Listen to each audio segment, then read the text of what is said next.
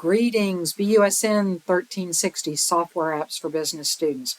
I'm Dr. McGrory, your instructor, and welcome to Excel. Today we're going to just explore Excel, understand it, and learn a lot along the way as we complete our Skills 1.1 project. So if you're new to Excel, you're going to love it.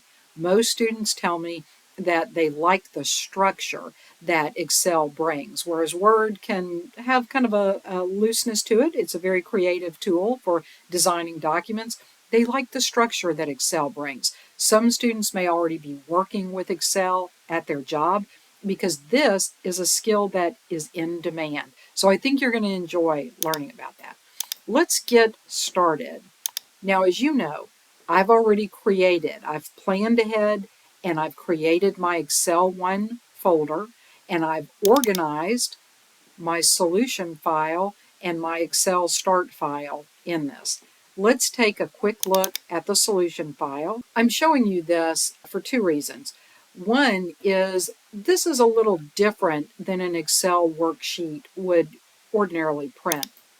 They provided the worksheet to you in this style so that you could see the columns across the top, A, B, C, D, E, F, and you could see the row numbers along the left side.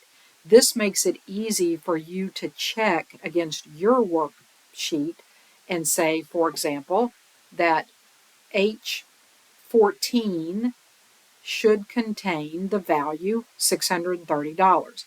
If yours happens to be in H13, then you know that you have a little problem that probably needs to be taken care of. With that being said, this is how it looks when it's complete.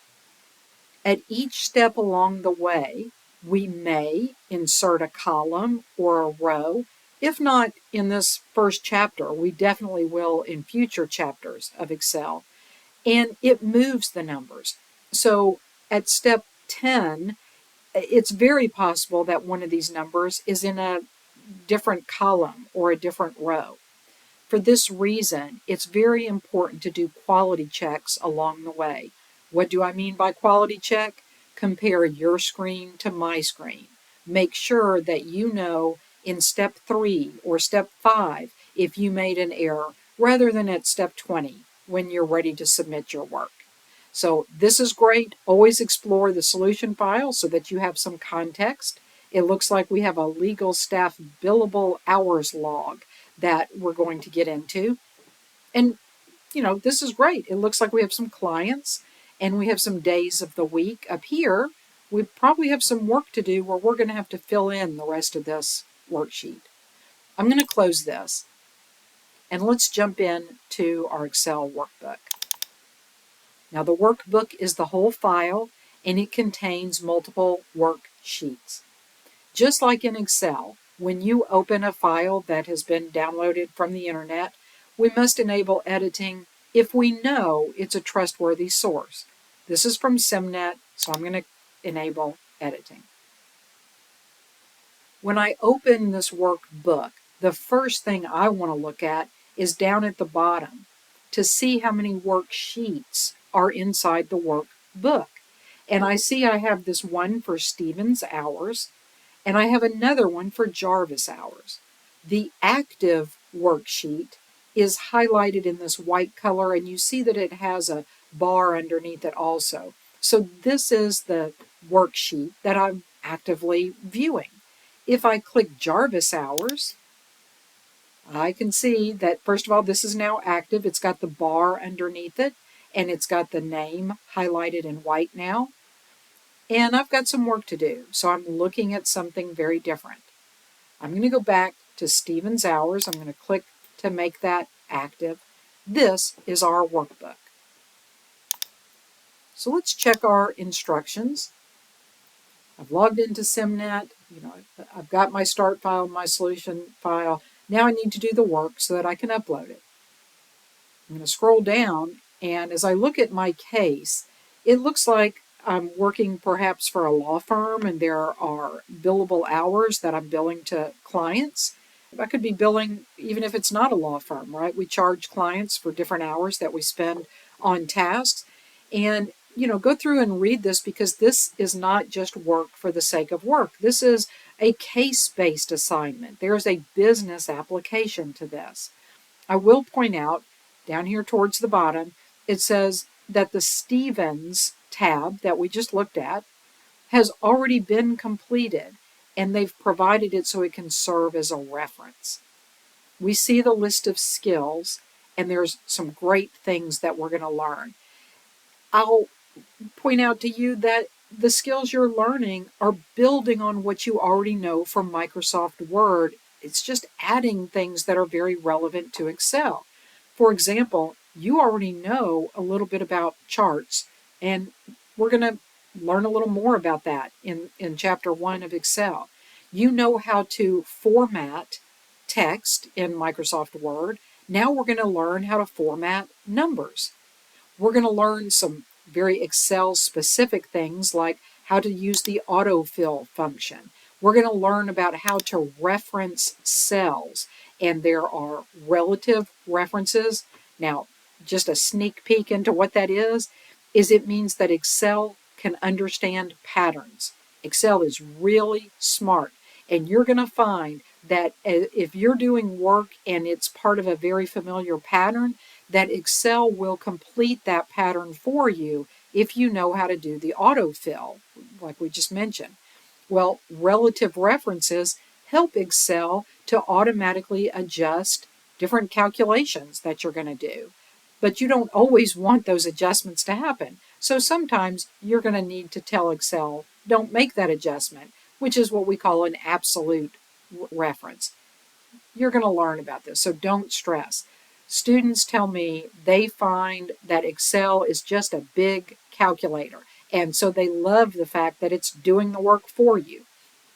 Okay, you see that there's lots of other things that we're going to learn. As I scroll down, we've opened the file and we've enabled editing. Now, I'm going to go as quickly as I can, through steps 3, and look at that, and even step 4, because what we're doing is we're looking at the Stevens worksheet. And remember, this is the one that is complete. So then we'll move on to steps 5 on. I'm doing that to try to make the video a reasonable size. With that being said, the point of this video is not to just do the task, not to just get it done, it's to learn. It's very important. This is a skill that's in demand by employers. So just checking the box to say, well, I don't know what I'm doing, but I'm doing it, is not going to help you on the job. So it's really important that we learn our skills.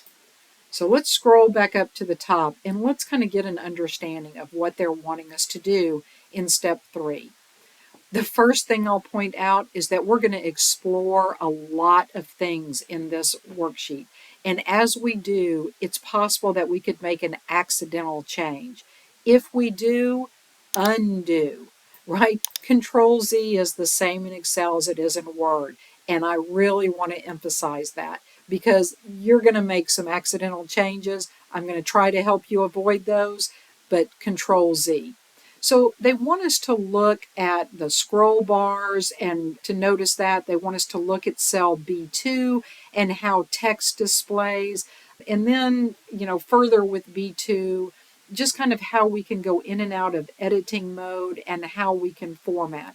So let's start with these first 2 sections. Notice this last instruction for this part, press escape to exit that. So let's move this out of the way. And we're looking at the Stevens Hours worksheet. So here are some things to look at. They said to look in cell B2, and so I'm going to click there. A cell is the intersection of the column and the row. So B is the column and 2 is the row. And you can see there is shading on column B and on row 2, which helps you understand that something in row 2 and something in column B is selected. It helps you find it. But what's actually selected is not necessarily shaded. It is the green box. And do you see how the green box goes all the way around the word Stevens, and that means that it's selected. Well, when I selected it, did you see my mouse? It looks weird. It looks like a puffy white plus sign.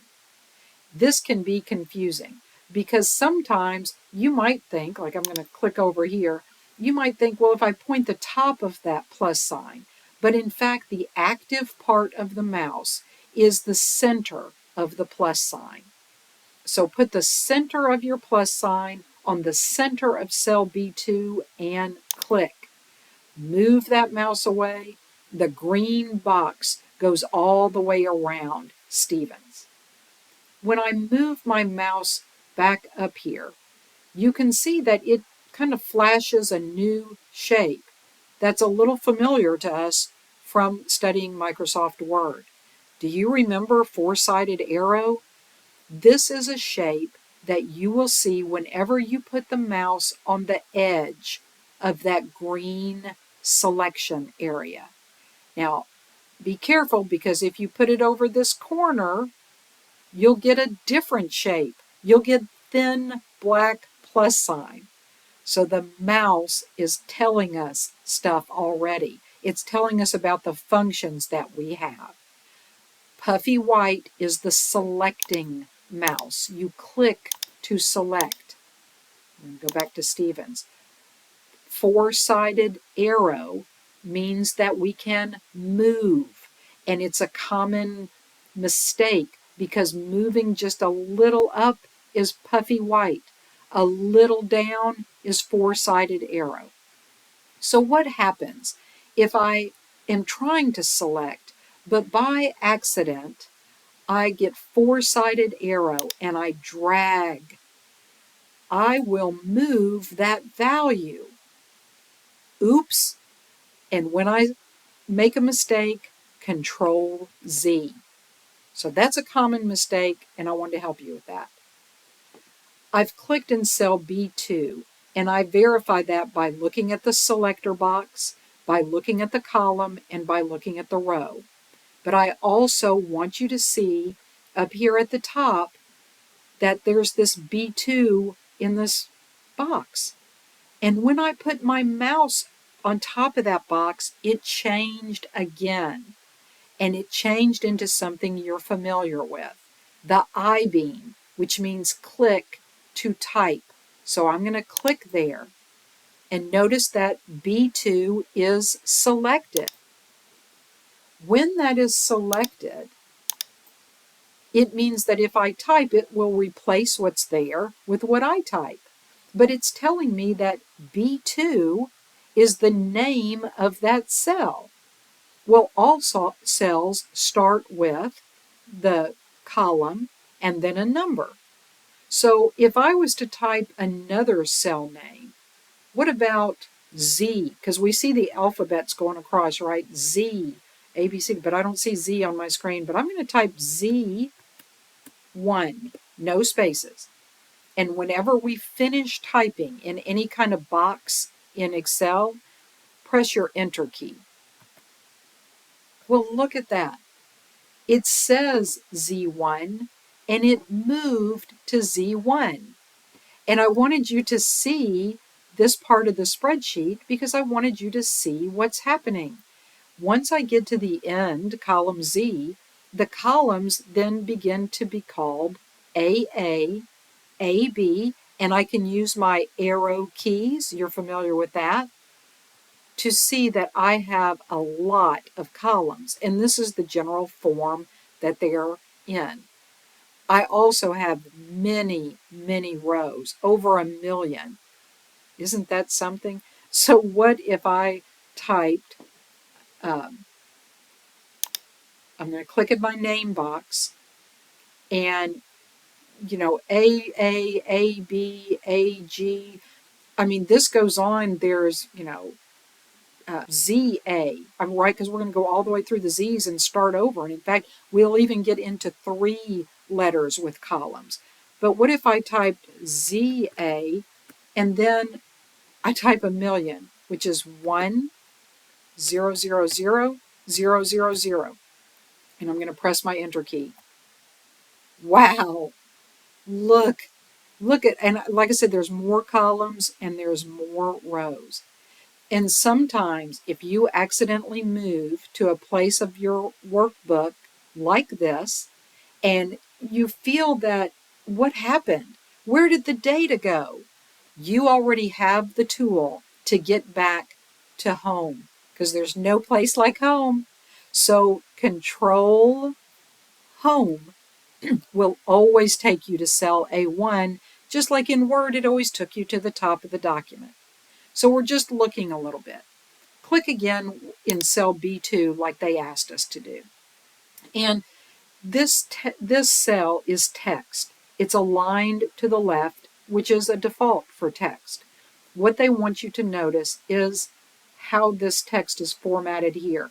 We've got familiar things like our font, size. We even have some familiar alignment buttons. But when it comes to numbers, this is not a number. So it's formatted in the general sense. And that's what they want us to look at in this point. They also want us to know how to change the value in that cell. What if that was not Stevens, but Smith? Well, there's two ways to modify this. I'm going to recommend one, but I want to show you both. The cell is selected, and if you double click, you will see that your cursor is now flashing inside of that cell. And you know that's the insertion point, which means I can type. So I could delete, I'm just using my backspace key, and I could type Smith. Whenever I'm done typing, I'm going to press enter. But I want you to see what they're showing you in the instructions, which is down in this lower corner. It tells me that I'm in edit mode. But I can see that, can't I? Because the cursor is flashing.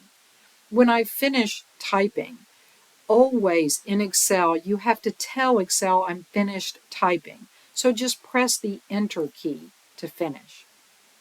Now, I did not want it to say Smith. I want it to say Stevens, so Control Z. I told you there was two ways. So with this cell selected, did you notice that Stevens also displays up here? And when I move my mouse up here, I get the I-beam. This is what's called the formula bar in Excel. I call it the truth detector because it tells me what's really in that cell. The cell is simply where you display the results. On an adding machine, nobody wants to see that long ticker tape unless they need to verify the numbers. What they're interested in is the total. So Excel displays on the worksheet the total. But behind the cell, or on the truth detector on this formula bar, is what's really behind that total. It's all those numbers that have been added up. So always look at this, and I'm going to show you how handy it is. If I wanted to change the value of this on the formula bar, I'm just going to move my I-beam to, I don't know, after the S in Stevens. In fact, I could even select very easily up there, and with that text selected, just type Smith. I like that formula bar. It's very easy editing. I've got more room to work on that long row. When I finish, I press the enter key. Of course, I didn't want that to say Smith, so I'm going to Control Z. If I double click in the cell, or if I click inside here and I make a mistake, I just accidentally pressed some keys on my keyboard. Oops. I could just go ahead and press enter and then undo. I can also simply hit the escape key on my keyboard. That's what I use, because if I'm typing, my hands are on the keyboard. I want you to know that the X is the same as pressing escape on your keyboard. The check mark, the green check mark, is the same as pressing enter. But if my hands are on the keyboard, just press enter or just press escape. So we're learning about a lot from looking at cell B2. I want to look at cell A1 very quickly, and I want you to think about what's in that cell. The truth detector, the formula bar up here, tells me legal staff billable hours log. But doesn't it look like part of that is actually in column B and still more in column C? If I click on cell B1, what does the truth detector, the formula bar, tell me is actually in cell B1? Nothing. What's in cell B or C1? Nothing. The entire text is in cell A1. Because it needed additional space, and because there was additional space, there was nothing else in cells B or C, it displayed it there. If at any point, like in cell C1, I type something, my dog has fleas. Now I can't see the word log because there was no more space for it to overlap. So it just, well, what did it do? Did it delete it? Click in cell A1. The formula bar, which is the truth detector, tells us it's still there. The word log is still there. I just can't see it. I'll tell you a trick. Expert Excel users tend to click on their worksheet a lot. They click around. And when you're a novice, you tend to say, slow down, I can't see what you're looking at, because you're looking at their mouse click. They're not looking there. They're looking at the formula bar because they want to see what's really in that cell. Okay. I definitely do not want this to say my dog has fleas, so I'm going to Ctrl Z to put that back. So what have we done? We have looked around. There's a little bit more formatting that we're going to do, but we're looking and learning. This is learning while you're earning your points. Now, they do want us to look at formatting, and we're going to do that here where we talk about cell B4, and we'll also go back and look at cell B2, and we'll look at cell B8 as well. These first steps are really looking to understand. We already saw that what's in the cell, like in cell A1, is clearly shown up here. But remember I said this is a calculator, right? So when I look in cell B12, I see 775, which looks like a total of these numbers. I'm going to select these numbers from cell B8 through B11. So my starting cell is B8. My ending cell is B11. I pressed and drag, right? So a drag is you don't click, you click, but you keep the button held down and you move your hand to this bottom. Now, what is selected? The green box, not the shading. The green box tells us what is selected. And I can see in this bar over here that 8 is selected. It's not shaded, but the green box goes around that. I want to point out something else. Look down in your look down in your status bar. It tells us automatically of those cells I have selected, this is the average, this is the count. Now notice it says 3.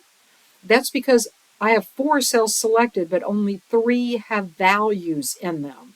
That's an important thing to understand. And the sum of those numbers, 775, which is exactly what is displaying here. So that is selected, and I know the total is 775. Let's click in cell B12. Well, that doesn't say 775, not on my formula bar. This is not just an equation.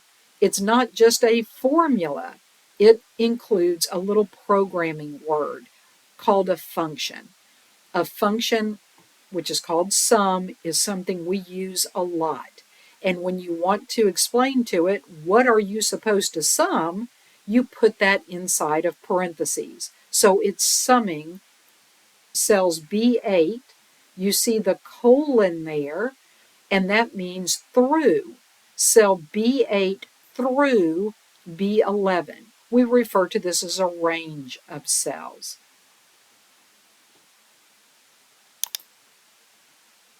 I have a little error message here.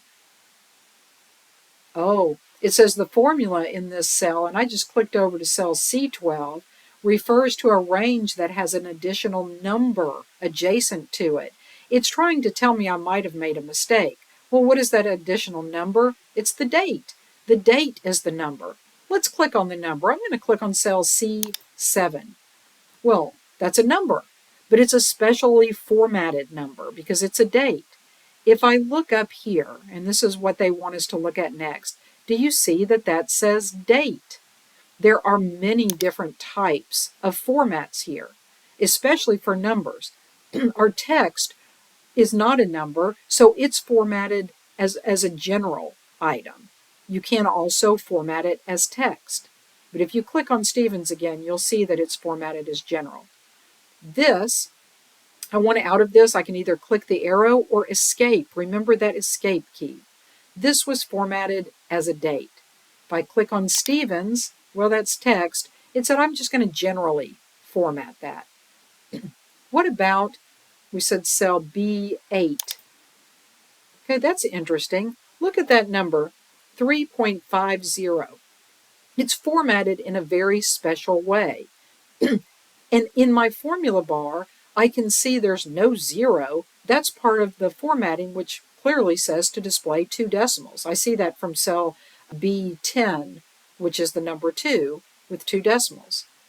Okay, so this is formatted as accounting. They also wanted us to look at cell B14. B14 has another formula in it. We'll talk about that in a moment.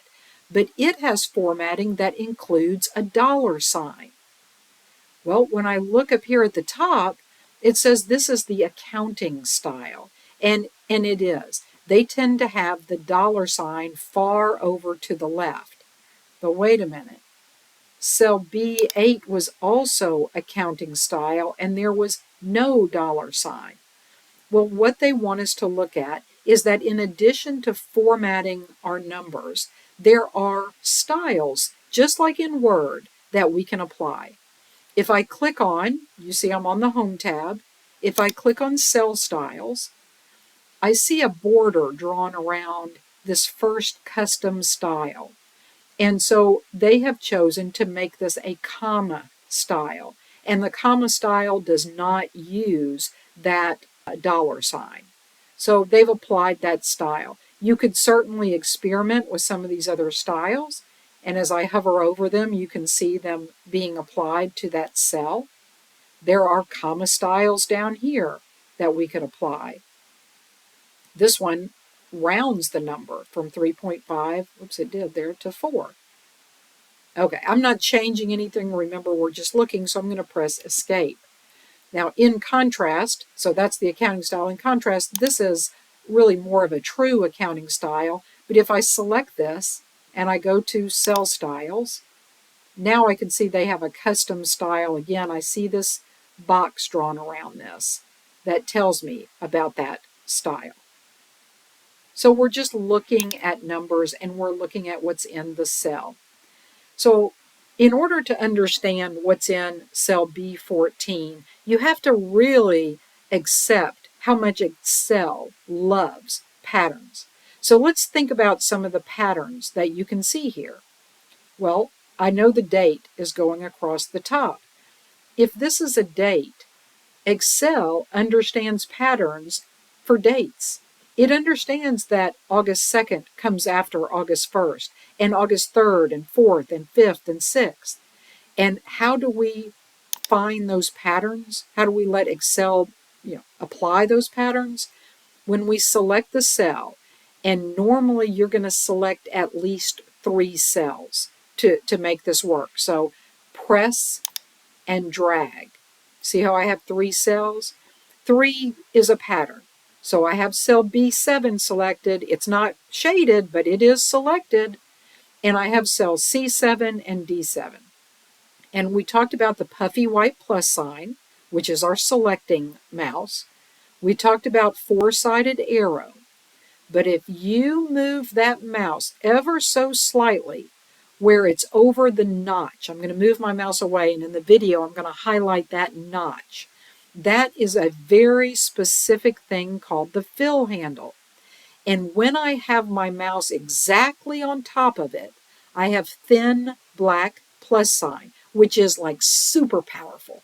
Think of that symbol. When you see thin black plus sign, you're like all powerful. Woohoo! Right? So thin black is the autofill. If I go up just a little, whoops, puffy white. If I go down, four-sided arrow. I have got to make sure my hand is really stable on thin black plus sign.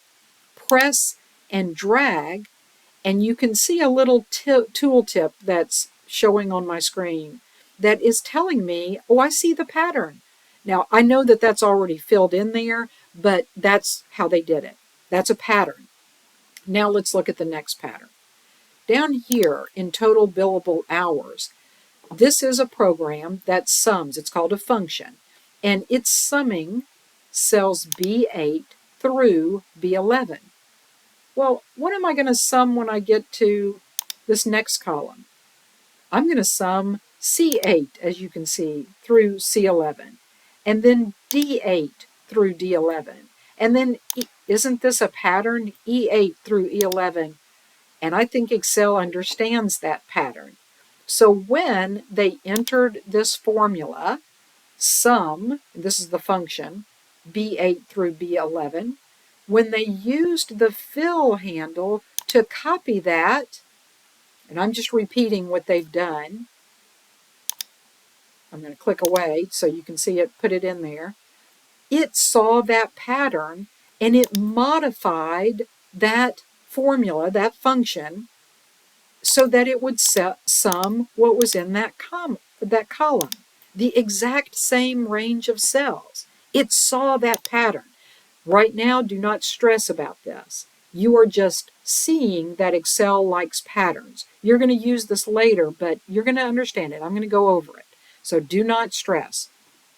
Finally, this is the thing that most people do not know. It causes problems. It causes errors in your work. But once you know it, you're going to be fast, and efficient in what you do and accurate.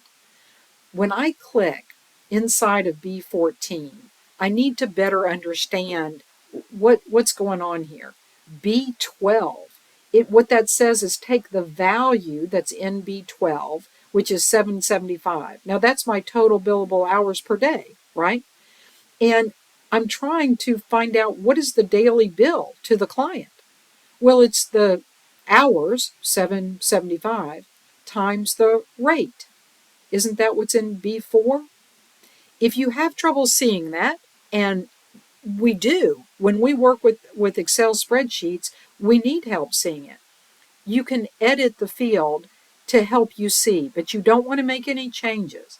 I like to, instead of double clicking, you can double click, I like to come up here to the formula bar where I get my I-beam, and I like to click towards the end. I can click anywhere in here where I need to make a change, but I'm going to click at the end. And of course, before I leave this, I'm going to press the escape key because I don't want to keep any changes. I'm going to cancel. Here's the cell that I'm working in. Notice that in red, the cell B4 is highlighted in red. And in blue, cell B12 is highlighted in blue. So I can see what's going on here. Well, B4 looks a little weird. It's got dollar signs in the middle of the cell. That doesn't make sense. I thought dollar signs were things that we put in the formatting. Now, all of a sudden, they don't just say cell B4, they say $B, $4. That's because we do not want Excel to apply any patterns to this formula when it comes to cell B4. Press your escape key. When we copied these sums, B8 through B11, C8 through C11, we wanted Excel to update those references. As we copied the formula, we said, don't keep copying cell B8 through B11. I mean, obviously, we want it to be the same column. Well, that's not so obvious to Excel as we copy this across. I mean, yes, when I click in cell B14, I obviously, Excel, I mean, come on, Excel, I want it to take 925, not 775. When I click in cell D14, I want to multiply 625 times 125. And each time I go over, I want it to take that total. It's relative to where I'm summing. It's relative to where I'm multiplying. It's relative. That's a regular cell reference. When we say H12, when we say B12, it's relative. When we're summing B8 through B11, it's relative to where we are. But when I start multiplying that 775 times B4, I know I'm going to copy that formula all the way across for each day of the week. So if I know I'm going to do that, I want to tell Excel, don't change this to C4, D4, E4. Absolutely lock that on to cell B4. And the way I lock it, the way I absolutely lock on to cell B4 is I put a dollar sign before the B and I put a dollar sign before the 4. And that absolutely locks onto that cell. That's an absolute reference. And in that way, when I copy, and you see I'm getting this fill handle, and when I copy this across, the relative reference changes. The absolute reference stays absolutely with cell B4. I'm going to cancel, which I can either do with the escape key or the X.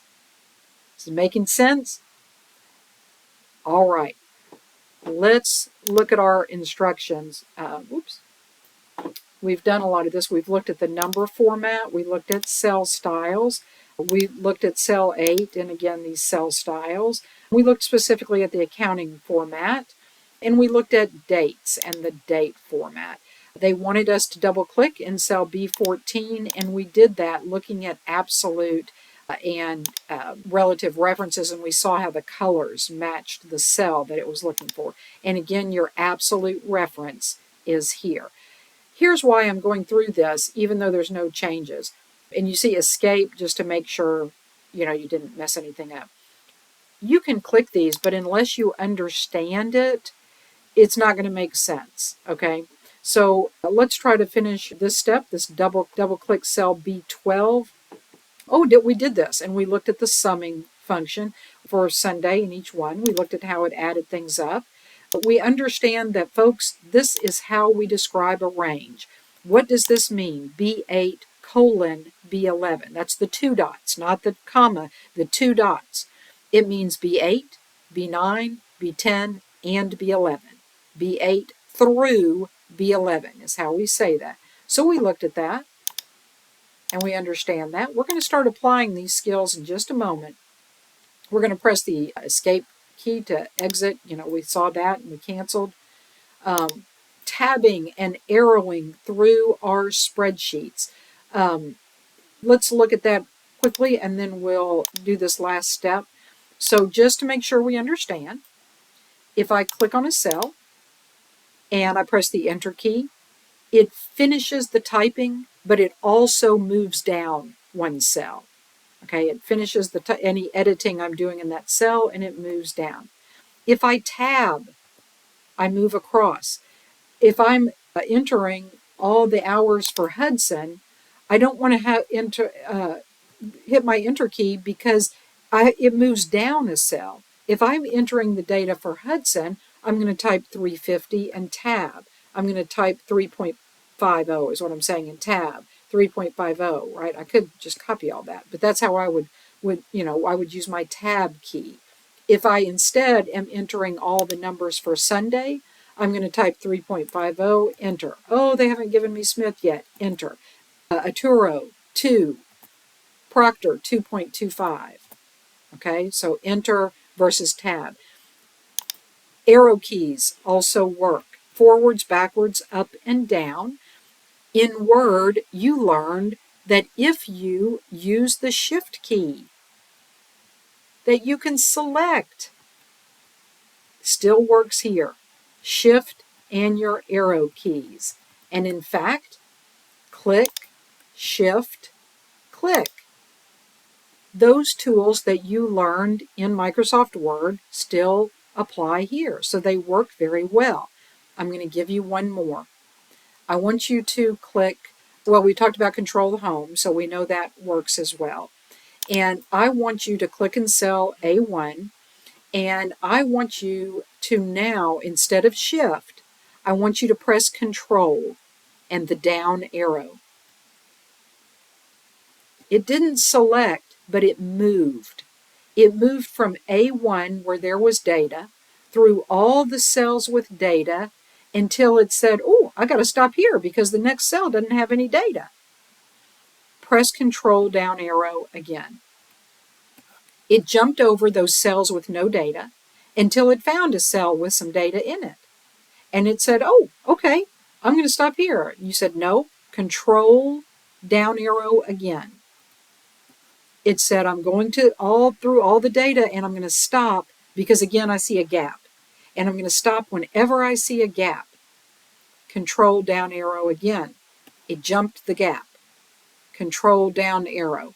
I want you to keep doing that until you get to build total for the week at the very bottom. So not this one.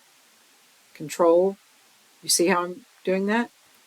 Now when I get to cell A27, get ready. I want you to do it again. Control down arrow. Wow. It searched through Excel, the worksheet, and it could not find any more data. So it went to the last row. 1,048,576 rows.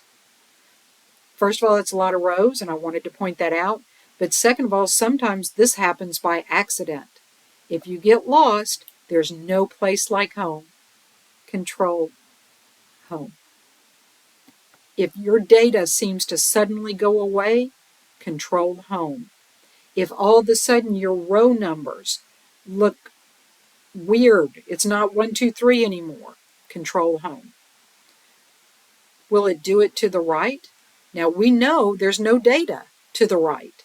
So Control right arrow is going to make it look for data. It's not going to find any until it gets to the end. This is the very last column. Now to scroll, you have to use the arrows, like see the bottom scroll bar? So here's what I want you to understand. When we got to the end of the alphabet, A, B, C, D, E, F, and it got to Z, it started over by putting A in front of each letter of the alphabet. A, B, A, C, A, D. Then when it got to A, Z, it started over with the letter B. B, A, B, B, B, C. When it got to Z, Z, it now started with 3 letters. A, B, A, C. And it did that for so many columns that when it got to, all the way down here, look at what it, with X, it gets to XE, this is clearly the XE, then it gets to XEZ, so then it starts with the letter F, XFA, XFB, XFC, XFD. Do you know how many columns that is? That's a lot of columns. And it said, whoo, I cannot take these columns anymore. And it gave up at XFD with over 1 million rows and all of these columns. That's a lot of data. This is a big worksheet. But if I get out here and I don't understand, I said, where is my data gone? My rows, I'm in row 1, but look at these columns. These look strange. There's no place like home. Control home. There's no place like home. Okay? Control Home will put you back. Very important. What else could I do? I could type in the name box. What if I wanted to go to cell? Okay, right now I'm in cell A1 and it's telling me I'm in cell A1. But I might want to go to cell AZ 1 million. And there I am. So the name box tells me where I am, cell AZ 1 million. And it can also, I can type it. Sometimes it will remember. It didn't remember. I could just type. I could type B10 in there and go back. Okay, and it'll tell me I'm in cell B10. I like Control Home. There's no place like home. So this is helping you move around and understand things, the tabs, the arrow keys, all that. All right, so that takes us, was there anything in step 4? The one thing we haven't looked at is the chart. So let's look at the chart. And this video is getting long, so I'm going to stop it, and then we'll start steps 5 on in a different video. Here's what I want you to understand about the chart, and you already know some of this from Microsoft Word. This is an object. Do you see the border of the object? It's not in a cell, it's floating above the cells. When I select, I have to be careful with charts. Do you remember that? Because if I click here, I might select objects inside the chart object. So I want to be careful and select in kind of an empty space where I don't see anything. And I want to look at the dots. I want to make sure there's 8 dots going around the outside, but no dots on the inside.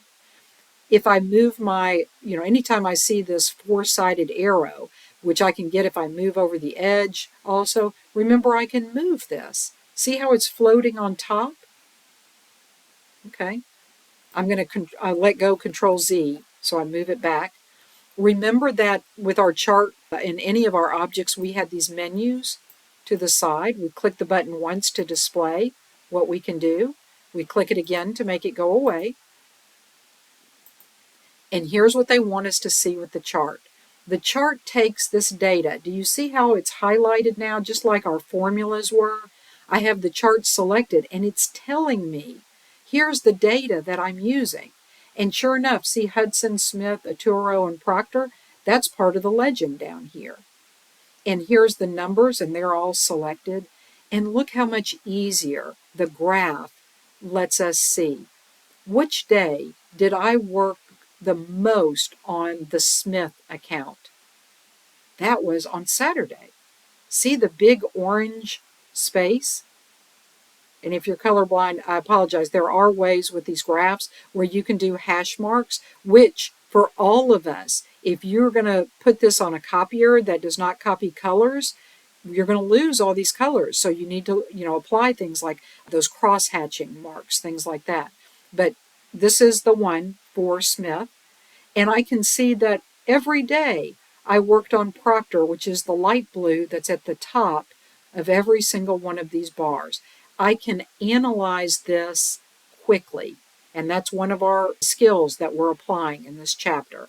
So this analysis helps us as managers, helps us understand the data. Do I want to look at the graph, or do I want to try to figure it out from the table?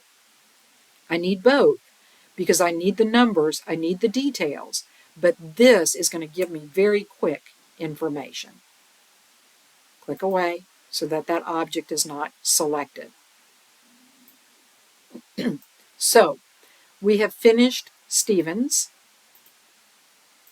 We've looked at all these different, the chart title. Oh, did I change something?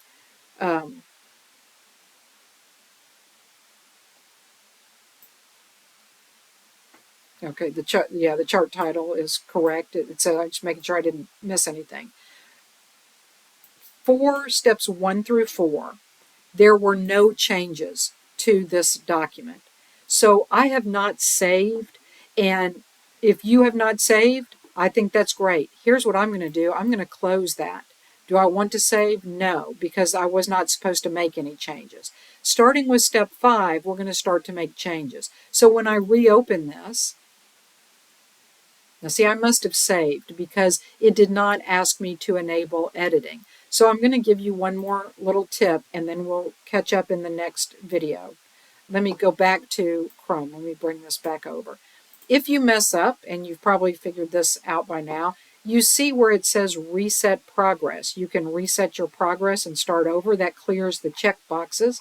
But you can also simply delete this file. See how I deleted that? And steps 1 through 4 is totally looking. It's not doing anything but looking at things. So download your start file again. And you can just, check. We've completed steps 1, 2, 3. You may not even need to do the reset progress. You can just download the file again. So we've done all these things. And we're going to start together in the next video. We learned a lot, didn't we? And all that we learned is going to carry forward. We're going to use those skills in Word. So we're going to pick up together, starting with step 5, where we're going to navigate. It says you're now ready to navigate to I tell you what, we'll do step 5 here. How about that? You are now ready to navigate to the Brian Jarvis. Navigate to that by clicking the tab. So if I open my spreadsheet, enable editing, change to Jarvis hours. In fact, I can save that. That was step 5. I'll meet you and we'll start on step 6 in the next video. Thanks.